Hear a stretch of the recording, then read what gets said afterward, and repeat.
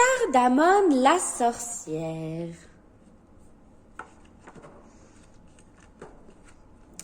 Cardamone la sorcière vivait au fond d'une forêt lointaine. Farouche et solitaire, elle n'avait peur de rien et besoin de personne. Les nuits sans lune, cheveux au vent, elle enfourchait son balai de paille pour s'en aller survoler les villes. Cette nuit-là, au-dessus d'une route, Cardamone fut attirée par de grandes affiches éclaboussées de lumière. Bébé d'or, le paradis des bébés. Elle descendit en zigzag, puis s'immobilisa en l'air, bouche bée. Un bébé.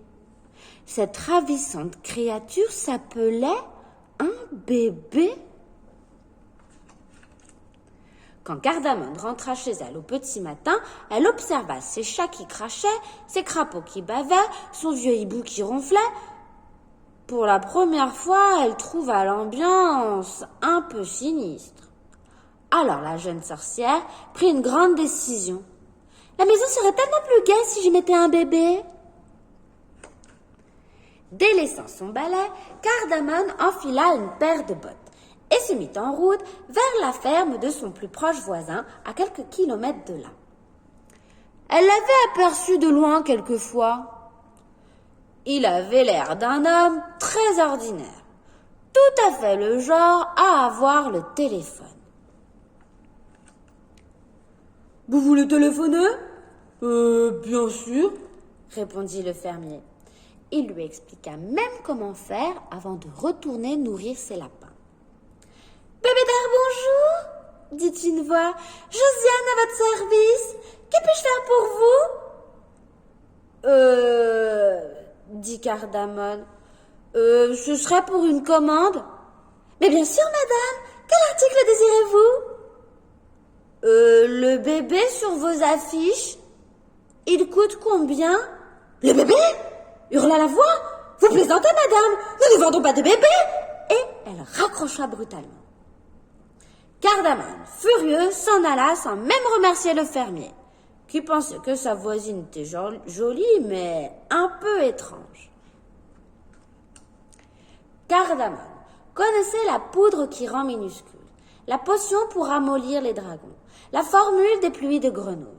Mais dans aucun de ses vieux grimoires, ni dans son manuel de sorcellerie moderne, on expliquait comment faire les bébés. Elle se souvint alors d'une vieille histoire qui parlait de choux et de roses. « Vous voulez observer mes choux ? Pourquoi pas ?» répondit le fermier de plus en plus étonné. Le lendemain, quand Cardamone revint pour inspecter une à une toutes les roses de son jardin, il se demanda brusquement, tout en arrosant ses lapins, « Et si elle était amoureuse de moi ? L'amour fait parfois faire des choses bizarres. » Cardamone rentra chez elle, abominablement déçue. « Je ne peux jamais faire confiance aux histoires, » gronda-t-elle. « Mieux vaut compter sur soi-même. » Ni une ni deux, elle décida de passer à l'action. Dès l'aube, la sorcière retourna au-dessus de la ville. Longtemps, elle tournoya très haut comme un aigle avant de repérer dans un jardin public un beau bébé, rose et joufflu. Le vent sifflait autour d'elle. La sorcière fondit en piquet et s'empara si rapidement de sa proie, une main sous la tête, une autre sous les fesses, que même les hurlements de sa maman ne réveillèrent pas le bébé. Chut! C'était l'événement dans la maisonnée. Les chats, les crapauds, le hibou, tous faisaient cercle autour du nouveau venu. Cardamone, heureuse, secouait et chatouillait gentiment le bébé. Puis au bout d'un moment, fatiguée, elle le posa sur le sol pour qu'il joue avec ses camarades. Mais aussitôt, le bébé se mit à hurler. Il avait faim, il était tout mouillé. Affolée, Cardamone se demanda soudain ce que mangeaient les bébés. Un oignon cru ? Une araignée grillée ? Un bol de soupe au lézard? Vite, vite, vite, il fallait le calmer. Au même moment, arrivait le fermier tout émoustillé, qui apportait une tarte aux roses et un bouquet de pommes. Il s'apprêtait à frapper à la porte quand il entendit des hurlements à l'intérieur. Intrigué, il regarda par la fenêtre et vit avec effroi Cardamone qui lançait en l'air un bébé. « Arrêtez !» cria-t-il, s'engouffrant dans la maison. « Vous allez lui faire mal !»« Mais pas du tout, » protesta Cardamone. « C'est juste pour le calmer. » Le fermier prit le bébé dans ses bras. « Les bébés sont des créatures fragiles, dit-il. Bien plus encore que le petit veau. » L'homme avait l'air de s'y connaître. Cardamone était très intéressée. « Vous resterez bien dîner ?» lui proposa-t-elle. « Vous n'aurez qu'à vous occuper du bébé pendant que je ferai la cuisine. » La soirée fut vraiment charmante. Cardamone avait mijoté une soupe aux herbes. Le bébé, près du feu, s'était paisiblement endormi. « Et qui donc est le papa ?»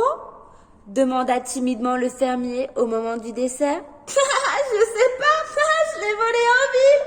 avoua Cardamone en éclatant de rire, car elle avait bu un peu trop de jus de carotte. « Quoi ?» hurla le fermier. « Vous êtes folle? Il faut le rendre immédiatement !» Il avait crié si fort que le bébé se remit à hurler.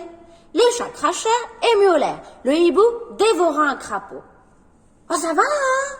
marmonna Cardamone, qui se sentait au fond un peu honteuse. « Ramenez-le donc vous-même, ce marmot !» Puis vexée, elle partit bouder dans sa chambre. Pendant des semaines, Cardamone ruminait des idées noires. Elle ratait ses potions, se battait avec ses chats. « Je déteste les bébés !» hurle-t-elle. « Et les fermiers aussi !» Mais plus d'une fois, il lui arrivait aussi de s'asseoir et de se mettre à pleurer toute seule. Un soir, enfin, elle entendit frapper à la porte.